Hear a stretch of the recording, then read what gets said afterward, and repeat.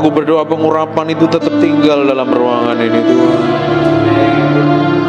Roh Kudus penuhi kami dengan hadirat-Mu. Kami haus dan lapar ingin kenal Tuhan lebih dari apapun juga. Kami mencintai Tuhan lebih dari apapun juga.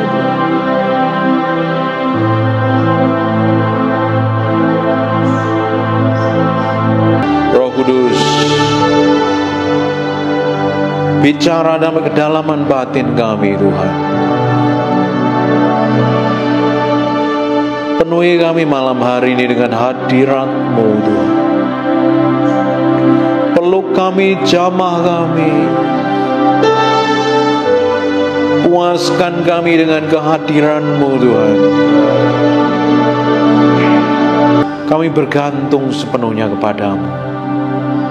Pegang hati kami, pegang pikiran kami, pegang perasaan kami sepenuhnya Tuhan. Kami ingin berjalan dalam pusat kehendak-Mu. Setiap langkah kami, setiap keputusan kami hanya nyenengin hati Tuhan. Hanya nyenengin hati Tuhan, tidak ada yang lain. Malam hari ini kami mau dedikasikan hati kami dan hidup kami sepenuhnya buat Engkau saja. Bawa kami masuk sampai ke dalaman dimensi-Mu Tuhan. Diurapi, diberkati, dipimpin dan dijamah Tuhan. Dalam nama Yesus, dalam nama Roh Kudus kami bergantung sepenuhnya kepada. Dalam nama Yesus kami minta roh hikmat wahyu turun di antara kami, mengurapi kami, membimbing kami, buat kami mengerti jalan-Mu, mengerti isi hati-Mu Tuhan. Kami mau belajar firman-Mu dalam nama Yesus. Haleluya. Amin. Kita akan belajar sebentar. Jadi saya berdoa firman yang kita pelajarin hari ini akan mengubahkan cara pandang kita, dibawa semakin mencintai Tuhan lebih dari apapun juga. Karena tujuan dari akhir kehidupan kita hanya pengen nyenengin hati Tuhan, gak ada yang lain. Sekalipun kita melakukan aktivitas, sekalipun kita jadi bapak, jadi mama, jadi bos, jadi pengusaha, jadi apapun lah namanya, di akhir kehidupan kita hanya pengen nyenengin hati Tuhan, gak ada yang lain. Tapi daging seringkali membuat kita melakukan hal yang sia-sia, menyeret kita jauh dari hadapan Tuhan. Jangan kita sama seperti Salomo di akhir hidupnya, dia nyesel karena membuang banyak waktunya, terbuang. Padahal ini orang yang diurapin Tuhan, dipilih Tuhan, dipakai Tuhan, dipercayakan Tuhan oleh kitab Amsal. Ini pinternya luar biasa, raja yang paling kaya selama ada di muka bumi ini. Kayanya luar biasa. Di tengah perjalanannya, dulunya cinta Tuhan, tiba-tiba hatinya terpaut dengan sesuatu yang bukan hakiki, bukan seutuhnya dikejar. Hatinya condong dengan perempuan-perempuan yang tidak mengasihi Tuhan, dan akhirnya tertarik dengan Allah-Allah asing. Di akhir hidupnya dia nyesal, dia berkata semuanya sia-sia. Di pengkhotbah pasal yang pertama, inilah perkataan pengkhotbah Daud raja di Yerusalem, namanya Salomo. Aslinya namanya yang diberikan Tuhan bukan Salomo. Salomo nama yang diberikan oleh Daud. Tuhan memberi nama aslinya Yedijah. Namanya Salomo asli yang dikasih Tuhan namanya Yedijah. Tuhan suruh ganti namanya jadi Yedijah, tapi Daud tak mau ganti. Karena dia tahu setiap nama yang diberikan Tuhan itu selalu dibawa ke dalam perjalanan permukaan. Daud mengalami, setelah diurapin Tuhan, berjalan enak. Tapi ternyata tidak enak selanjutnya setelah dia menikah dengan anaknya Raja Saul. Dikejar-kejar oleh Saul, mertuanya sendiri, diburu oleh seluruh tentara Israel untuk dihabisin, berkali-kali mau dilempar lembing. Perjalanannya Daud diurapi dari umur 16 tahun jadi raja umur 30 tahun. Tidak ada yang enak. Bapak Ibu bisa baca di seluruh kitab Mazmur, ratapannya Daud, nangis, bahkan putus asa berkali-kali. Di detik terakhir mau dilemparin batu oleh pengikutnya. Dia tidak mau anaknya ngalami yang sama. Kita pun sebagai orang tua gak pingin anak-anak kita menderita. Akhirnya kita manjain anak kita. Kita pikir dengan manja dia mandiri, malah menjerumuskan dia gak bisa apa-apa, gak punya daya juang. Karena kita dulu hidupnya, zaman generasi milenial ini hidupnya susah, dibesarkan oleh orang tua yang sederhana. Mungkin ibu hidupnya bahagia dari dulu ya. Biasanya kalau kita punya orang tua yang struggle, kita diajarin kerja keras. Generasi milenial itu lebih tahan banting, lebih kokoh. Tapi setelah kita generasi milenial ini menikah, melahirkan generasi Z, generasi burger, strawberry, sandwich, generasi dodol yang gak bisa punya daya juang, kerjanya ngeluh, kerjanya ngomel. Sebenarnya yang menciptakan adalah kita. Apa yang terjadi? Mereka terlalu manja, mereka terlalu mau gampang saja, mau instan saja. Dan ternyata ikut Tuhan tidak ada yang instan, by proses semuanya. Ketika Tuhan kasih nama, kasih anakmu namanya Yedija, Daud nggak lakukan itu loh. Dia tahu kalau Tuhan kasih nama selalu itu berbicara tentang perjalanan hidupnya, ngalami banyak hal. Hanya disebut sekali perjalanannya enak, namanya Yedija. Tapi Daud tidak gantikan. Trouble ujungnya. Kalau kita pelajarin seluruh tokoh di Alkitab, dulu dari manusia lama namanya Abram, ketika berjumpa Tuhan jadi Abraham. Dari Saulus menjadi Paulus, jadi Simon. Dari Simon menjadi Petrus batu karang, jadi Robert. Dari Robert jadi Peter Guntur. Selalu ketika Tuhan ubahkan, dia ubahkan hidupnya seseorang. Dan ketika Tuhan beri nama, itu perjalanan bersama Tuhan. Karena hidup kita ini sebenarnya sedang nulis sebuah sejarah, nulis diari kehidupan yang suatu hari akan diingat anak-anakmu. Kamu diingat seperti apa? Hidupmu hari ini sebenarnya sedang menulis sejarah yang akan dikenang generasi yang akan datang. Mau pakai apa hidupmu hari ini? Sia-sia melakukan hal sia-sia. Belajar dari Salomo. Di akhir hidupnya dia ngomong seperti inilah perkataan pengkhotbah Daud Raja Yerusalem. Kesia-siaan belaka, kata pengkhotbah. Ternyata sia-sia. Ini kurang apa nih Salomo? Kaya. Perempuan banyak, istri 300, selirnya 700. Kalau disamperin satu persatu 1 tahun itu masih kurang. 1 tahun ada 36 hari ya. Istrinya ada 1000. Masalah perempuan tidak kurang banyak. Masalah harta berkelimpahan. Masalah kehormatan, kedudukan, dia jadi raja yang masyhur, raja yang terkaya. Terus dia bisa ngomong begini, ini orang hebat nih. Kalau zaman sekarang ini konglomerat nih. Siapa yang konglomerat di seluruh dunia? Keluarganya Rothschild, kaya-kaya semua itu. Dan Salomo ngomong begini, kesia-siaan belaka. Kata pengkhotbah, kesia-siaan belaka. Segala sesuatu adalah sia-sia. Apa gunanya manusia berusaha dengan jerih payah di bawah matahari? Keturunan yang satu dan keturunan yang lain datang dan tetap bumi tetap ada. Matahari terbit, matahari terbenam, lalu terburu-buru menuju tempat ia terbit kembali. Semuanya berjalan, kelihatan yang dilakukan manusia itu hal yang biasa saja. Bapak Ibu, kalau hidup kita nggak jauh beda dengan orang dunia yang nggak kenal Tuhan, hidupmu sama saja dengan mereka dan tidak pernah punya arti apa-apa. Padahal hidupmu setiap hari itu penuh arti. Alkitab katakan, ajar aku Tuhan menghitung hari-hari, supaya aku beroleh hati yang bijaksana. Setiap tindakanmu, setiap keputusanmu, setiap yang kamu ambil, setiap yang kamu katakan, setiap yang kamu pikirkan, itu harus berarti di hadapan Tuhan. Tidak ada yang sia-sia. 1 menit pun jangan sia-siakan. Tapi praktek hidupnya, realitanya kita sering sia-siakan waktu kita. Bisa di depan handphone kamu scroll video, habiskan berjam-jam loh. Ngopi di kafe, makan, ngobrol ngalor ngidur nggak jelas bisa berjam-jam. Kalau deal bisnis masih oke. Kalau hanya sekedar kongko-kongko oke. Tapi kalau habiskan sampai 4 jam, 5 jam, buang-buang waktu. Kecuali Bapak Ibu konselingin orang. Suatu hari saya berdoa kalian bisa konselingin orang dan jadi berkat bagi banyak orang. Tidak hanya sekedar duduk dengerin pengkhotbah, pendeta khotbah, tapi suatu hari kok jadi leader, jadi pemimpin, jadi hamba Tuhan, jadi konselor, jadi orang yang diurapi, memiliki hikmat dan pengertian. Ketika orang ketemu kamu, orang itu diubahkan di jamaah Tuhan. Jangan habiskan waktumu sia-sia. Ini raja yang hebat ngomong segala sesuatu sia-sia.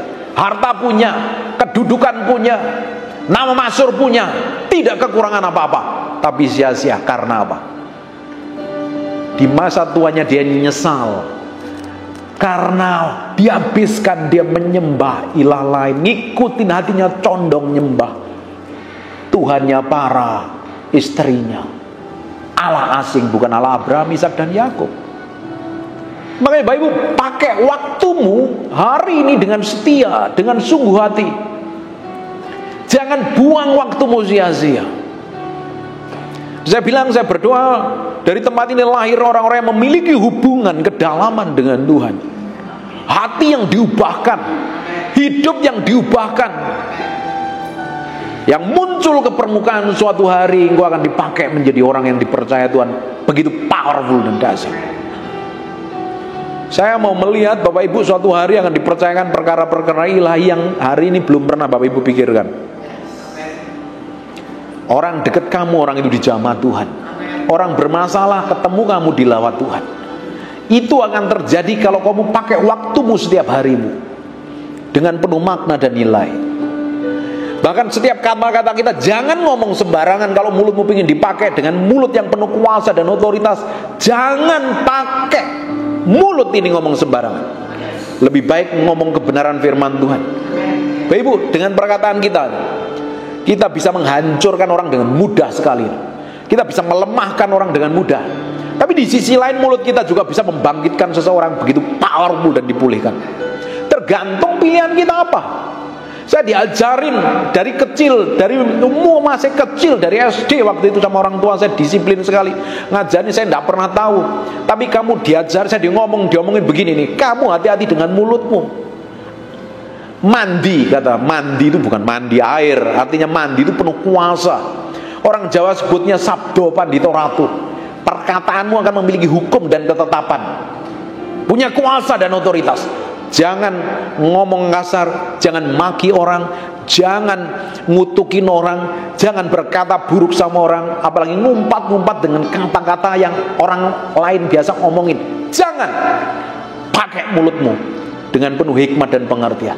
Dan saya baru ngerti di akhir-akhir ini baru ngerti ternyata Tuhan sudah mempersiapkan dari awal untuk saya ngomong kebenaran firman. Jaga lidah mulut saya.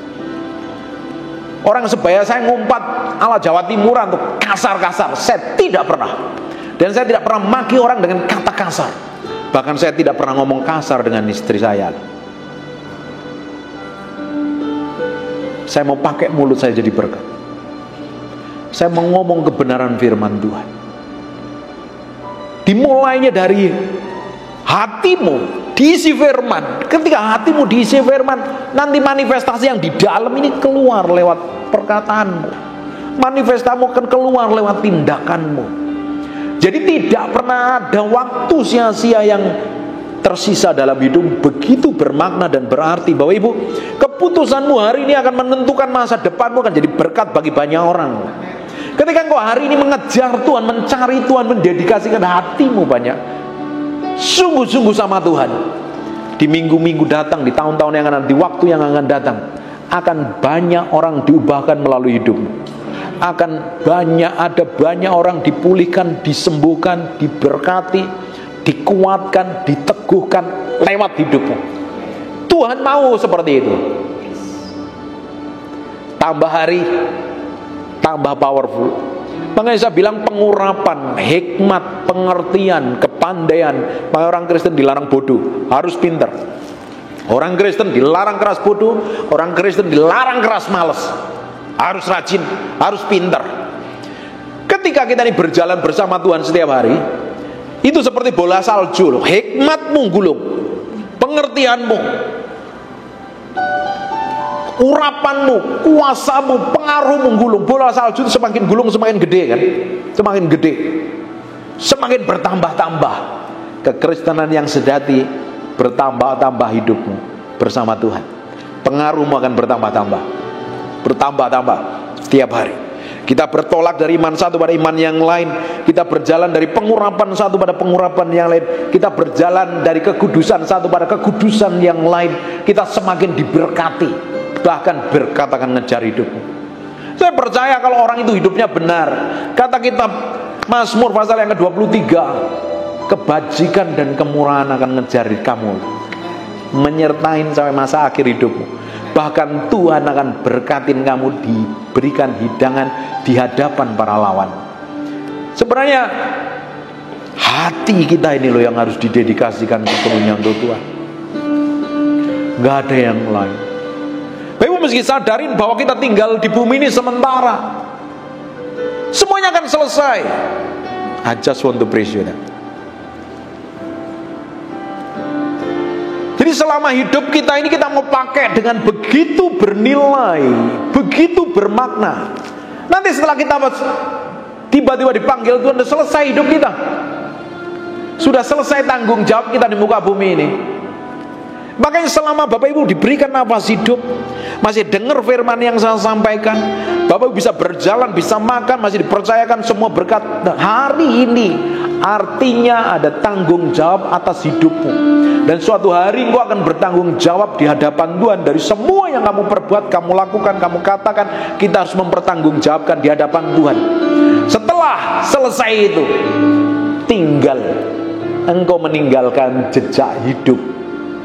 Kita pelajarin dari jejaknya Musa, jejaknya Daniel, jejaknya Daud. Hari ini kita belajar dari jejaknya Salomo. Jangan sampai kita bikin kesalahan seperti Salomo. Salomo tulis jejak hidup. Untung di masa tuanya dia bertobat mencari Tuhan. Makanya tulis kitab pengkhotbah. Dia ngomong dengan semua pencapaiannya, semuanya sia-sia ternyata. Ternyata Tuhan yang lebih utama, Tuhan yang lebih dari segala-galanya.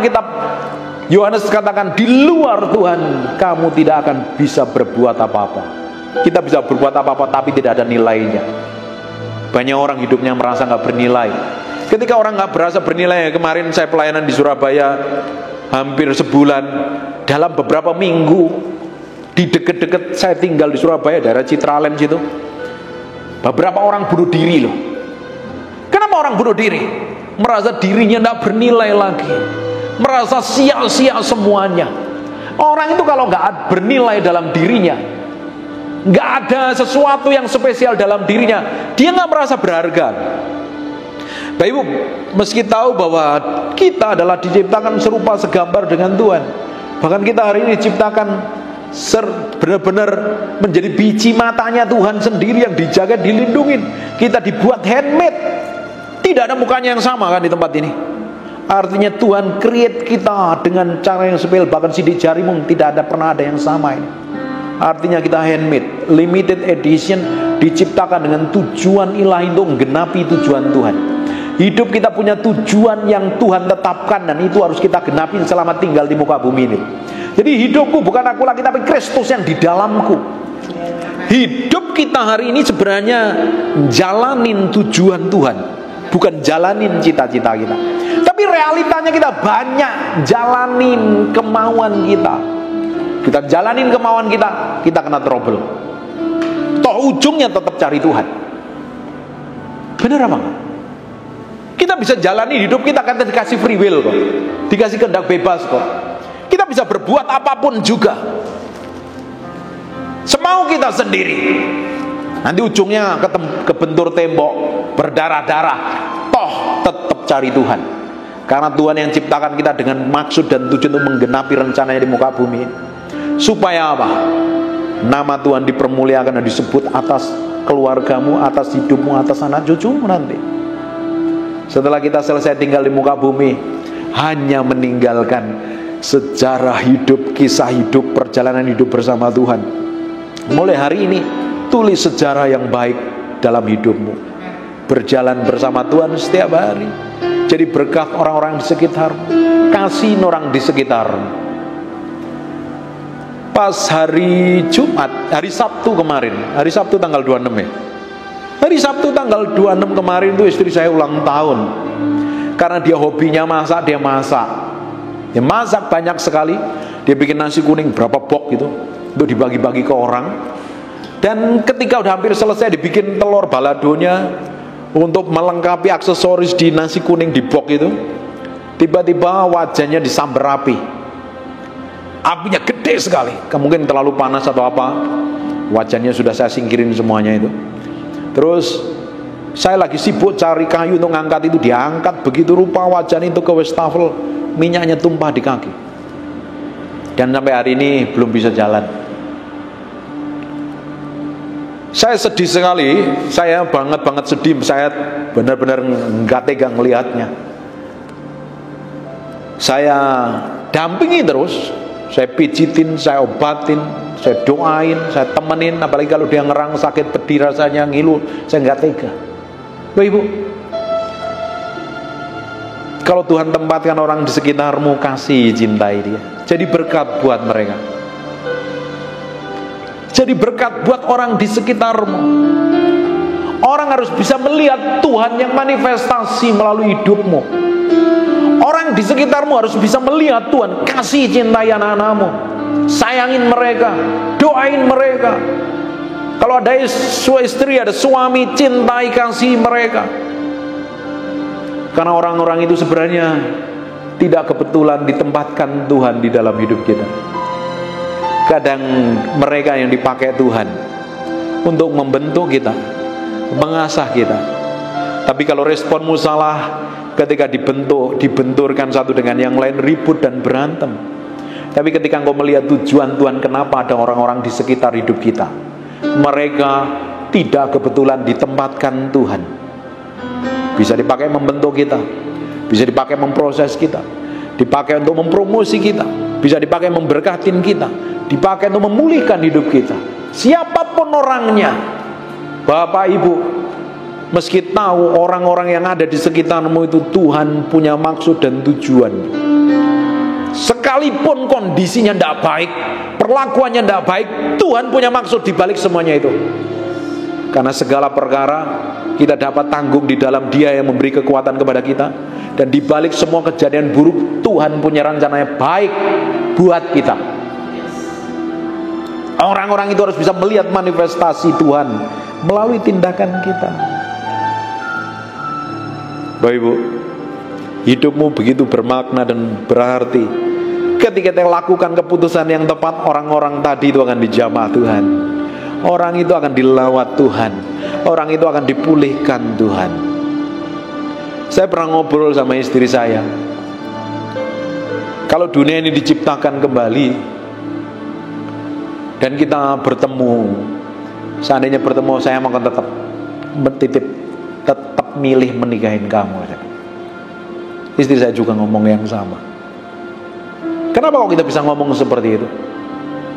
Kita ngalami proses tidak mudah, tidak gampang perjalanan hidup kita. Diremukkan bersama-sama, diproses bersama-sama. Dan itu membuat hati kita yang di dalam kita diubahkan Tuhan. Semakin diubahkan Tuhan. Tidak ada yang lain yang kita kejar, saya dengan istri saya, kecuali nyenengin hati Tuhan. Apalagi setelah kejadian saya sakit tahun lalu, hari ini istri saya sakit. Kejadiannya mirip, kasusnya berbeda saja. Dia nggak bisa jalan, sama seperti tahun lalu saya nggak bisa jalan. Sama-sama pulang dari Surabaya waktu itu. Dan itu membuat hati kami diubahkan terus, diubahkan terus, diubahkan terus. Hanya pingin nyenengin hati Tuhan. Bapak nggak ada sesuatu yang di dunia ini yang kekal, kecuali pribadi Tuhan sendiri. Justru pribadi yang kekal itu sering kita abaikan dalam kehidupan kita hari-hari. Kita ngaku anak Tuhan, kita ngaku cinta Tuhan, kita ngaku jadi orang Kristen, tapi banyak kita ngeblank pikiran kita, nggak mikirin apa-apa. Bener apa enggak? Kadang kita lupa dengan Tuhan. Harusnya hati kita itu terkonek 24 jam sehari, terkonek dengan Tuhan.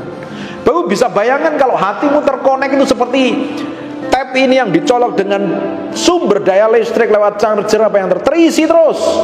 Kenapa orang itu nggak memiliki kuasa, nggak memiliki otoritas, nggak memiliki dampak? Hidupnya dari tahun ke tahun tetap sama. Kenapa hidupnya selalu bikin trouble? Hidupnya nggak bertumbuh, hidupnya nggak berubah. Gampang kepahitan, gampang tersinggung, gampang sakit hati, gampang benci, gampang dendam. Kenapa seperti itu terus? Karena dia puas dengan dirinya, tidak terkonek dengan Tuhan. Waktu kita terkonek dengan Tuhan, ketika kita bikin dosa, bikin kesalahan, itu nemplak di dalam hatimu, des, tidak enak, tertuduh, rasa cemas, rasa tidak enak di dalam hatimu. Roh Kudus insapkan. Tergantung respon kita mau bertobat apa tidak. Semakin kita berjalan bersama Tuhan, kita semakin mencintai Tuhan. Katakan amin. Semakin mengasihi Tuhan, semakin mengasihi Tuhan. Semakin kita mengasihi Tuhan, kita lupa dengan diri kita sendiri. Kita gak peduli dengan perasaan kita sendiri. Yang kita pikirin hatinya Tuhan. Ini nama Tuhan dipermuliakan apa enggak? Ini Tuhan disakitin apa enggak? Ini Tuhan dilukain apa tidak? Orang yang seperti itu adalah orang yang mati terhadap dirinya sendiri. Dia pentingin orang lain. Saya nggak habis pikir dengan suami istri yang sering pukul, sering hajar, sering maki. Saya nggak habis pikir. Kok bisa seperti itu? Karena terlalu sayang dengan dirinya sendiri. Orang kalau terlalu sayang dengan dirinya sendiri terlalu egois loh. Fokusnya pada diri sendiri. Me, I and myself. Aku, diriku dan saya. Kalau itunya disinggung, dia marah, dia teriak. Dia bisa ngomong kasar sekalipun dengan pasangan hidupnya yang nemeni dia bertahun-tahun. Saya pernah ngonselingin orang yang udah hampir 60 tahun, hampir mereka punya perjalanan perkawinan di atas 40 tahun, dia mau cerai. Saya pikir, saya nggak habis pikir dengan orang model kayak begitu. Sudah nemenin perjalanan bertahun-tahun, ketika bikin kesalahan terus-terus tidak mau diampuni dan tetap merasa dirinya paling benar. Terlalu egois. Ketika kita tidak bisa mengampuni orang lain, sebenarnya kita ini terlalu egois loh ya. Kita seperti hamba yang jahatnya keterlaluan itu. Ada orang yang ketika berutang dengan tuannya 10.000 dinar diampuni, tapi ada orang yang berutang dengan dia hanya 10 tok, bukan 10.000, 10 tok, digebukin sampai mati itu. Ketika kita ini nggak bisa mengampuni orang lain, ketika kita terlalu egois, ngomong kasar, merendahkan, nyakitin, memandang rendah, sebenarnya kita jadi hamba yang jahat. Dosa kita yang besar diampunin, tapi ketika ada yang bikin kesalahan kita nggak mau ampuni. Jahat di mana Tuhan? Hal yang kayak begini harus diberesin di hadapan Tuhan. Salomo kurang apa? Kekayaan, dia raja paling kaya selama muka bumi ini ada. Raja-raja datang kepada Salomo, ingin belajar melihat hikmatnya, bagaimana dia ngatur karyawannya, bagaimana pakaian karyawannya, cara duduk karyawannya, menyediakan makanan di mejanya. Dia punya etika, dia punya tata krama, dia punya tepo seliro, tahu menempatkan diri dengan tepat. Ketika raja-raja itu datang, tidak cuma-cuma bawa emas. Bahkan raja dari negeri Seba datang belajar, tidak cuma-cuma bawa emas. Ini raja yang hebat, tapi di akhir hidupnya mengerikan sekali. Raja yang masyhur. Semua orang Kristen tahu kok namanya Salomo. Orang Kristen di dunia ada berapa miliar ya? Semua tahu Raja Salomo siapa. Orang yang hebat. Dia ngomong di akhir hidupnya, sia-sia semuanya yang aku capai, karena aku udah meninggalkan Tuhan terlalu jauh. Bapak bisa bayangkan, harusnya dari perjalanan hidupnya, dari mudanya dia semakin cinta Tuhan, nyenengin Tuhan seperti Raja Daud, seperti bapaknya, didapatin menjadi orang kesayangannya Tuhan. Tapi ini anak berbeda. Maka di masa tuanya dia nyesel. Di masa tua dia mau mati, dia nyesel. Jangan kita mencontoh apa yang dia lakukan. Kita mau pakai hidup kita begitu bermakna setiap hari. Sebab hidupmu hanya sementara. Hidup yang sementara ini kamu pakai untuk kemuliaan, untuk nyenengin Tuhan, nyenengin orang di samping, senengin suamimu, buat bahagia anak-anak, kasih mereka, kasihin suamimu, kasihin istrimu. Kalau ada orang tua, kasihin orang tuamu, hormatin dia, hargain dia. Kalau ada uang, berkatin dia. Kalau ada waktu, ajak jalan-jalan. Karena dia adalah wakil Tuhan yang Tuhan taruh di muka bumi untuk melahirkan kita. Jangan ribut sama mertua, apalagi sama mertua. Sekalipun dia jahat, ampuni. Sama mertua, sama orang tua terutama, kasihin. Pakai hidupmu jadi berkat. Biar kasih itu manifestasi melalui kehidupan kita dan tindakan kita. Orang bisa merasakan kasih itu mengalir melalui hidup kita. Mereka akan dijamah Tuhan, mereka akan diubahkan Tuhan. Hidupmu begitu bernilai dan berarti. Ada bobot dan kuasanya. Amin. Setelah makan, saya kasih makan real makan yang berat ini. Ini saya berdoa, tambah hatimu diubahkan Tuhan. Benar-benar diubahkan jadi orang yang spesial di hadapannya Tuhan.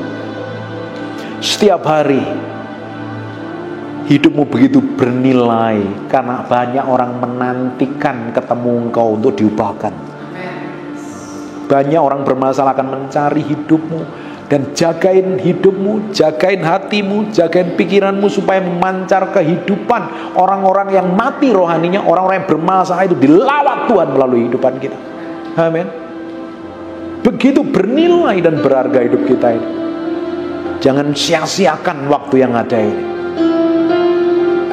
Berjalan setiap hari bersama Tuhan. Berjalan setiap hari. Hari ini kita berjalan bersama Tuhan. Jalan sama Tuhan. Sekalipun mengalami masa sulit, jalan sama Tuhan. Kejar Tuhan. Cintai Tuhan. Masa berat, cintai Tuhan. Kasihi Tuhan. Saya pernah mengalami masa-masa sulit kok.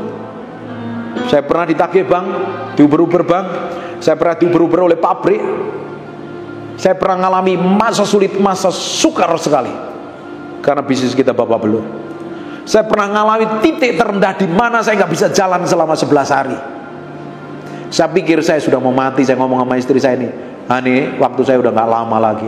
Dia nangis semalaman. Saya cabut perkataan saya, "Pingin umur panjang sama kamu." Begitu bernilainya, berharga hidupmu. Bapak Ibu, setelah saya disembuhkan sampai hari ini, saya ngonselingin banyak orang dan orang itu diberkati dan dipulihkan. Hidupmu pun juga sama. Hidupmu akan dinantikan banyak orang. Orang akan menunggu di hari-hari yang akan datang hidupmu untuk memberkati mereka. Bapak Ibu bisa bayangkan ketika orang nanti ketemu orang yang pernikahannya hancur, orang yang putus asa. Berkali-kali saya mau ngonselingin orang yang mau bunuh diri dan gak jadi bunuh diri loh. Just grace and favor, karena kemurahan Tuhan. Hidupmu suatu hari juga akan ketemu orang yang putus asa, ingin mengakhiri hidupnya, lebih baik aku mati saja. Tapi ketika ketemu kamu, dia punya pengharapan. Bernilai gak? Berharga gak hidupmu hari ini? Gak ada orang yang ikut Tuhan itu gak akan bernilai. Semuanya bernilai. Orang yang ikut Tuhan itu gak ada yang gak bernilai. Semuanya berharga, punya maksud dan tujuan. Bahkan hari-hari Bapak Ibu ini, ketika engkau diberkatin, engkau bisa memberkatin banyak orang kan. Yang bos-bos ini, kamu bisa memberkatin sopirmu, pembantumu, karyawanmu, orang lain semuanya, securitymu bisa diberkatin melalui hidupmu kan. Semakin kita berjalan bersama Tuhan itu semakin dipercayakan lebih besar, lebih besar lagi, lebih besar lagi, lebih besar lagi. Apalagi kalau kita nempel sama sumbernya, semakin besar. Semuanya sia-sia kalau kita tidak berjalan bersama Tuhan. Yang dikenang Raja Salomo semuanya sia-sia yang dikerjakannya. Dia bangun bait suci, ternyata di dalam hidupnya dia nyembah Allah lain. Dia punya kekayaan, ternyata dia nggak cinta Tuhan, nggak mengasihi Tuhan. Di akhir masa tuanya dia udah nyesel, waktuku sudah nggak lama lagi. Ternyata pengejaranku selama ini sia-sia. Makanya Alkitab katakan, cari dahulu kerajaan Allah dan kebenarannya, maka semuanya akan ditambahkan kepadamu. Tapi pada prakteknya orang Kristen hari ini banyak mengejar pertambahannya tanpa mengejar kerajaan Allah. Dan ternyata hidupnya merasa nggak bernilai dan berharga. Tahu kenapa banyak orang tua-tua merasa nggak bernilai berharga sekarang? Kenapa banyak orang pensiun itu? Setelah pensiun banyak yang pikun, banyak kena penyakit. Ada punya sindrom apa namanya itu? Sindrom setelah pensiun apa namanya yang pikun itu? Power syndrome. Mereka setelah pensiun begitu nggak ada punya kuasa dan otoritas lagi, merasa nggak berharga lagi. Ini para pejabat-pejabat tinggi biasanya. Makanya mereka lari cari kuasa di partai politik dan lain sebagainya kan. Bayangkan kalau hidup kita tidak bernilai sama sekali, kamu punya down power syndrome ya. Jadi gampang pikun, gak bernilai hidupmu, dan ujung hidupmu gak merasa berguna sama sekali. Bahkan banyak kena sakit penyakit, gak ngalamin apa-apa. Kita mau melalui setiap hari kita ini, setiap hari kita mau lalui setiap hari kita ini begitu bernilai, jadi berkat dan semakin nempel sama Tuhan. Amin. Diberkati? Diberkati banget apa enggak nih? Jadi saya berdoa apa yang kita pelajarin hari ini akan sungguh mengubahkan di dalam hati kita. Mulai kejar Tuhan, mulai bertindak dengan tepat seperti yang Tuhan mau. Jangan habiskan waktumu secara sia-sia. Begitu bernilai waktumu bersama Tuhan.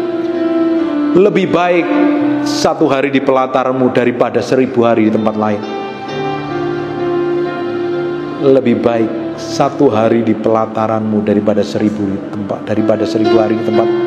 Padahal kalau kita di dalam hadirat Tuhan jauh lebih powerful. Kata kitab Mazmur 91. Kata kitab Tawari katakan mata Tuhan menjelajah ke seluruh bumi, sedang mencari orang yang bersungguh hati terhadap Dia. Ketika didapatin di tempat ini orang yang bersungguh hati, Tuhan apain?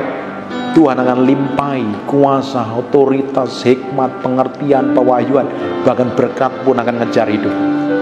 Amin. Salomo waktu dia masih takut akan Tuhan dikejar berkat sampai berlimpahan. Jangan sampai berkat yang Bapak Ibu terima itu membuat hatimu melintir jauh dari hadapan Tuhan. Ini saya berdoa hari ini Roh Kudus bicara sesuatu dalam hidupmu. Semakin hari semakin mencintai Tuhan dan mengasihi Tuhan. Amin. Tutup matamu, tutup Alkitabmu, kita berdoa. Bapa, dalam nama Yesus aku berdoa, apa yang kami pelajarin malam hari kami materikan dengan darah anak domba, firman ini nempel dalam hati kami, nempel sampai kedalaman batin kami. Firman ini jadi kehidupan, dan aku berdoa setiap orang yang mendengar firman ini diberkati dan dijamah Tuhan. Terima kasih Tuhan. Terima kasih Tuhan. Roh Kudus bekerja di antara kami. Pimpin langkah kami dan urapi kami. Tuntun langkah kami setiap hari berjalan dalam pusat kehendak-Mu, sampai hidup kami diubahkan menjadi serupa segambar dengan Engkau. Bawa kami semakin hari seritme dan seirama seperti yang Engkau mau Tuhan. Tidak menyimpang ke kanan dan ke kiri, tapi berjalan bersama-Mu. Urapi kami, urapi kami, urapi kami Tuhan. Urapi kami. Dan apa berdoa ada pengurapan itu turun malam hari ini menjamah kami. Dalam nama Yesus. Dalam nama Yesus. Dalam nama Yesus. Terima kasih Tuhan. Bagimu segala hormat, pujian, pengagungan. Berkati satu persatu tanpa terkecuali. Apa saja yang dikerjakan umat-Mu diberkatin Tuhan. Perjalanan hidupnya diberkati Tuhan. Bisnisnya diberkatin Tuhan. Pelayanannya diberkatin. Anak, istri, suaminya diberkatin Tuhan. Orang tuanya pun diberkati. Keluarga besarnya diberkati Tuhan.